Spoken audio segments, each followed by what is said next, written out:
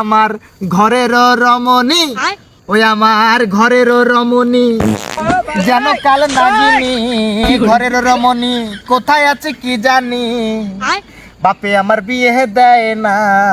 আচ্ছা, গানের আমার আগা মাথা কোথায় যায় কিছুই বুঝি না রে, কিছুই বুঝি না।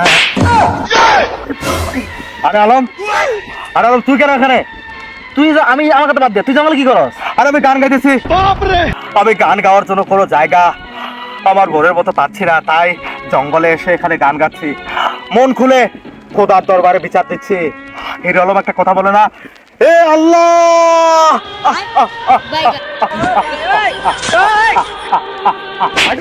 আমারে তুমি উঠায়া দাও, উঠায়া দাও। হিরো আলম এরকম একটা ডায়লগ দিয়েছিল আর আমি গান গাচ্ছি। তোর গানের লোক কি হয়েছে? কি সমস্যা তোর? আমার বিয়ে চাই বন্ধু, বিয়ে চাই। আবার সেই বিয়ে? হ্যাঁ ইয়েস, আমি বিয়ে পাগল একটা ছেলে, আমার বিয়ে দরকার। আমার বিয়ে না দিলে আমার মাথা নষ্ট হয়ে যায়। এই শীতে বউরা পেলে আমার মাথা নষ্ট, কি যে কষ্ট। বাপে আমার বুঝে না, তাই এখানে এসে গান গাচ্ছি। আমি হয়তো একদিন বিয়ে করব, আগে করলে কি ক্ষতি? আরে বাবা মা আমার বিয়ে দেয় না, বাবা মার এই টাল বাহানা বুঝলাম না এক রতি, এই গান গাইতেছি। গান শোনা দিন দেখি। গান শোনাবো? তার আগে এটা বল বন্ধু, হ্যাপি নিউ ইয়ার চলে গেল। 2026 নিয়ে মানুষের এত মাতামাতি, কিন্তু আবার বিয়ে নিয়ে কোনো মাতামাতি নেই।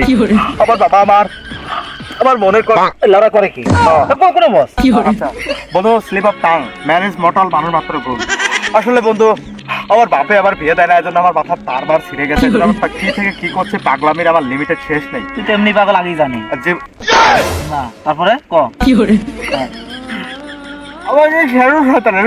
আমাকে পাগল বলে সবাই স্মল করে দেখে, আমাকে ছোট করে দেখে।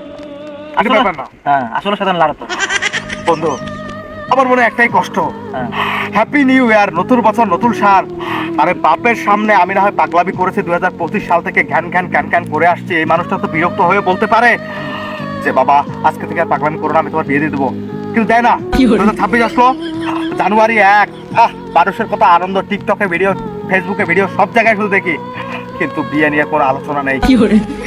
তাই ভাবছি এই জঙ্গলে থাকবো, জঙ্গলে বাড়িঘর করবো, জঙ্গলে শুয়ে থাকবো, জঙ্গলে খাবো, জঙ্গলে প্রসাব করবো, জঙ্গলে এটা করবো, সব করবো। তাও বাড়ি যাবো না, ওই বাড়ি থেকে কি লাভ? এত বড় খাট, কিন্তু বউ নাই, ওই খাটে আমি ঘুমাতে পারবো না। আচ্ছা টেনশন করিস না, এরা কইছি আমার বড় তোর দিয়ে দেবো, যা সত্যি আমার বড় তোর দিয়ে দেবো বন্ধু। বন্ধু বন্ধু আলম, আলম বন্ধু মেলাস কোনটা একখান চুমু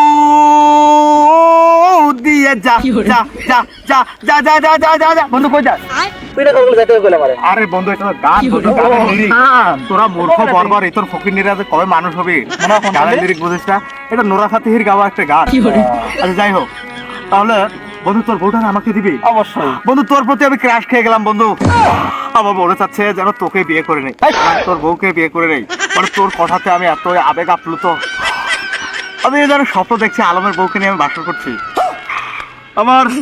আমার তো কি শান্তি লাগছে বন্ধু। দিন শেষে আমার বাবা আবার কষ্টটা না বুঝলে, তুই আবার কষ্টটা বুঝলি।